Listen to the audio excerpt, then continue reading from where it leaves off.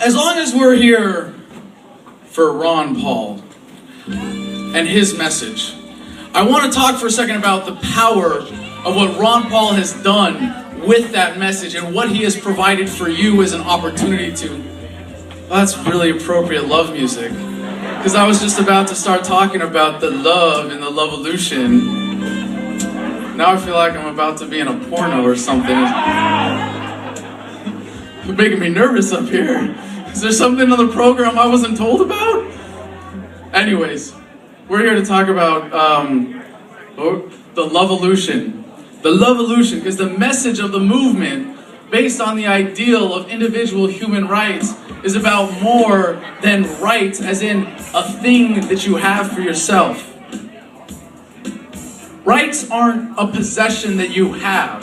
You may have been born with them, but they're not physical objects, obviously, that can be taken away. It's only that natural state of being as a human being, of having the right to live your life as you see fit, that gives you rights. The desire to meet fellow human beings with love is what motivates our movement. And you would think, given the state of the country today, that the average American voter would be looking for something different. They would be looking for something other than someone to come and knock on their door and here's 10 reasons why you should vote for Mr. Romney.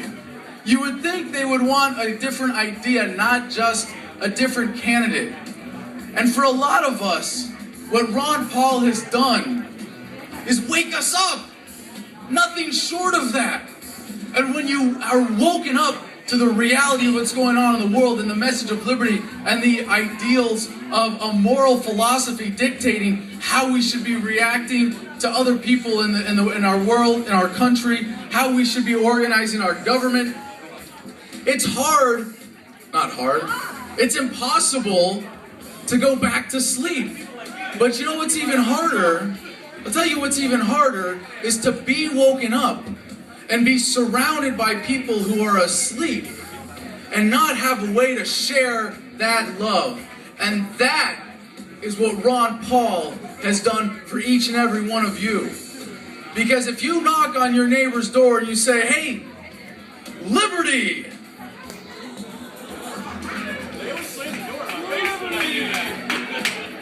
What happens? You get the door slammed in your face and they say, get off my lawn.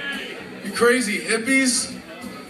But if you say, do you care who your next president is?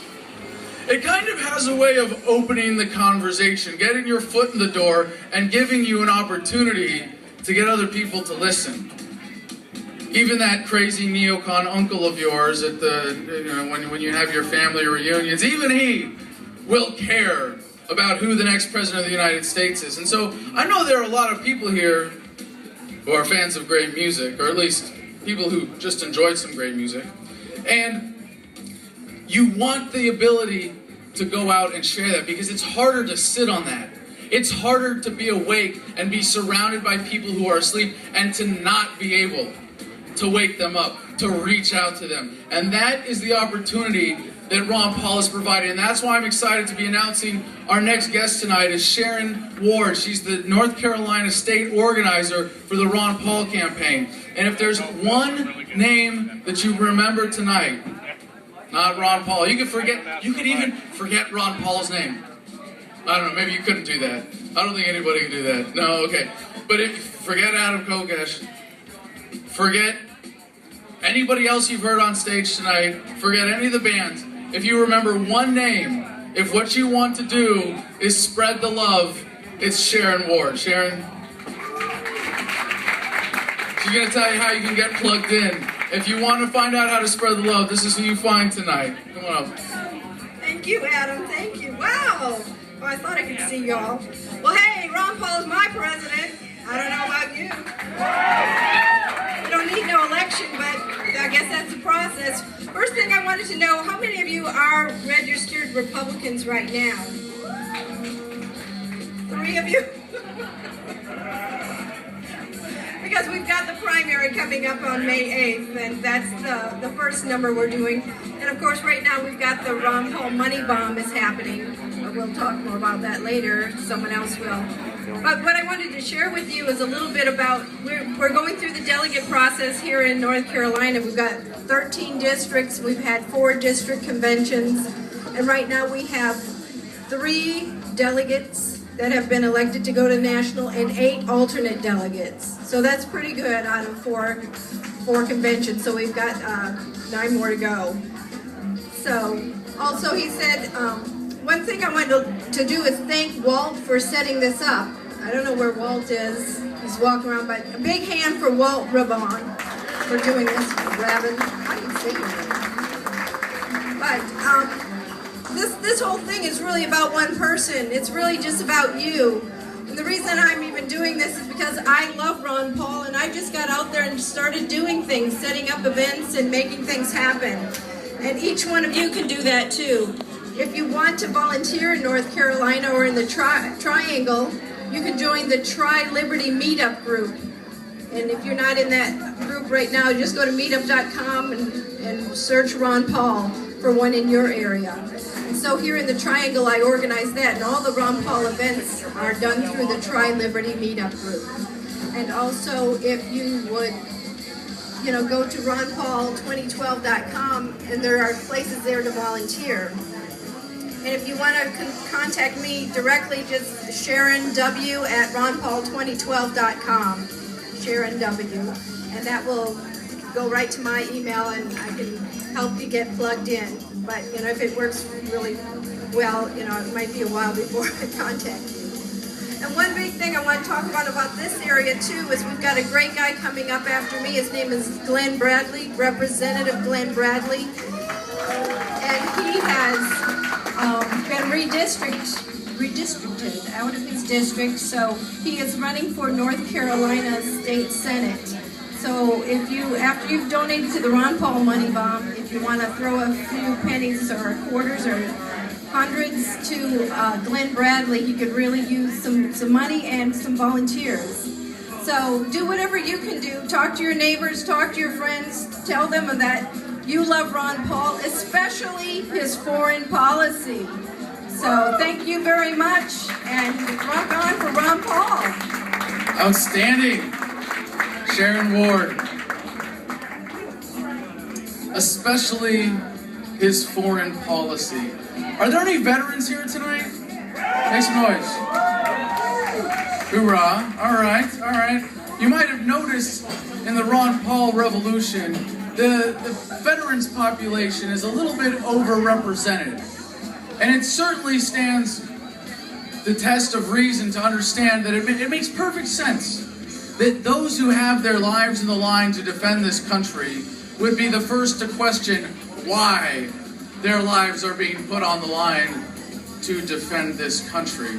And our next guest tonight, as was mentioned, is Glen Bradley. Not only is he a Marine Corps veteran and a veteran of Ron Paul forums, where he's known as Gunny Freedom, ronpaulforums.com.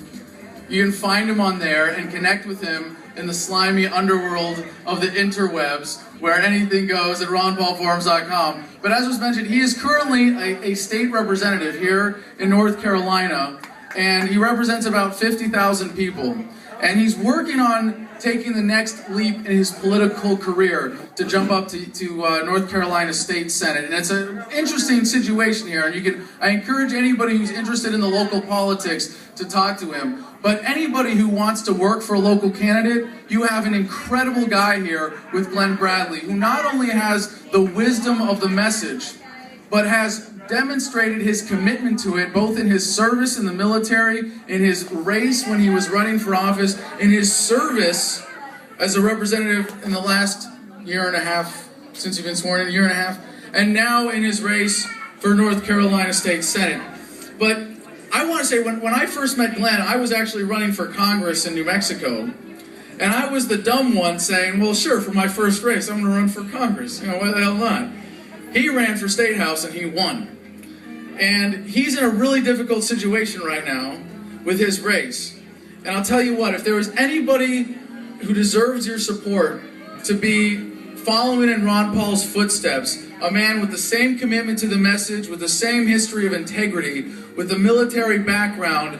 It's Glen Bradley, and I urge you to do everything you can to support this man here in his race locally, and it's a great opportunity to get involved and a great opportunity to have someone in the state of North Carolina standing up for you in the Capitol. Ladies and gentlemen, give a big hoorah round of applause for Glen Bradley. Thank you so much. Thank you, Adam. I really appreciate it. How y'all doing tonight? We are here tonight to celebrate the inspiration from our revolution, the champion of the Constitution, 11-term congressman with a perfect constitutional record, and God willing, the next president of the United States, Congressman Ron Paul. You don't need me to stand up here and tell you that our country is in trouble. You are here tonight because you already know that America is in trouble. And the truth is that we all know the Republicans aren't going to fix it. The Democrats, they aren't going to fix it either. The founders of our nation created our country on individual liberty, personal sovereignty, and they wrote a constitution to restrict our government from taking away our liberty and our freedom. And our government has walked away from that.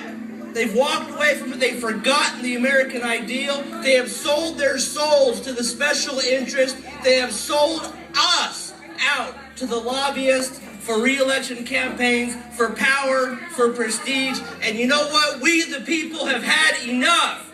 It's time to take it back.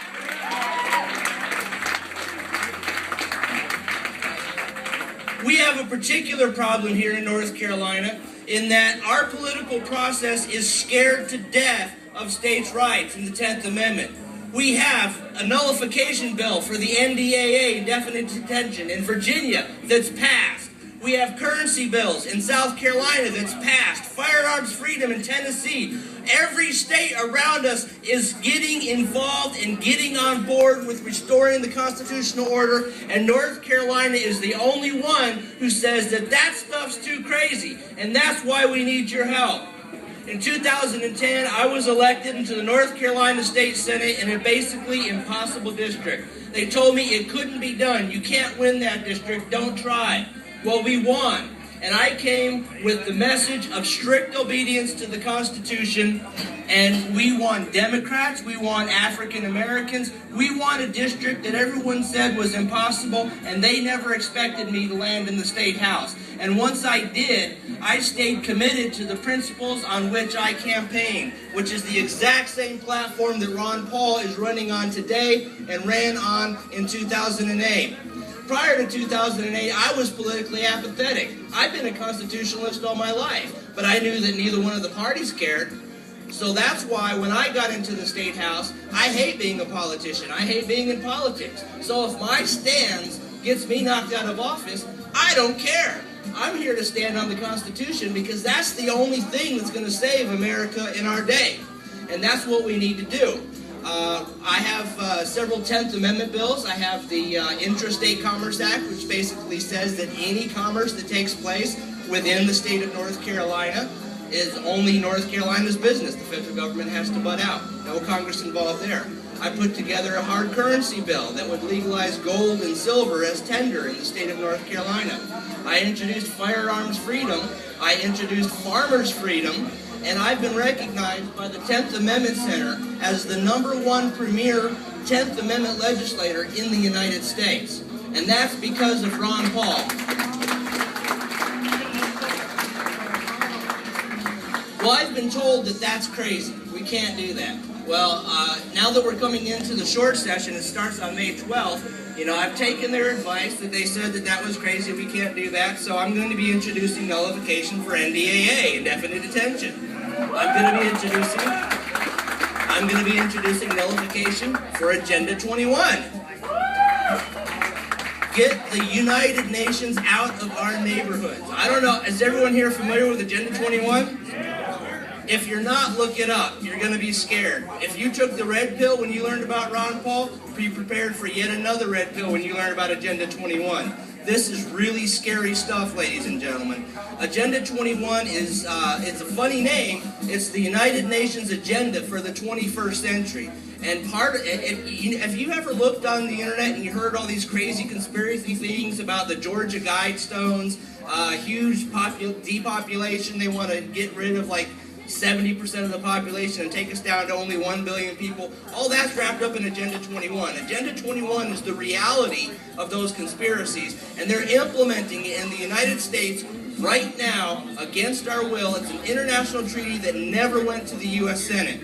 So we have to stop it. Congress isn't going to stop it. We have to stop it at the state level. It's working in Georgia right now. It's working in Virginia. And we can work it in North Carolina with your help. We need everyone to talk to their representatives, to talk to their senators, and let them know we need 2/3 support to introduce that in May.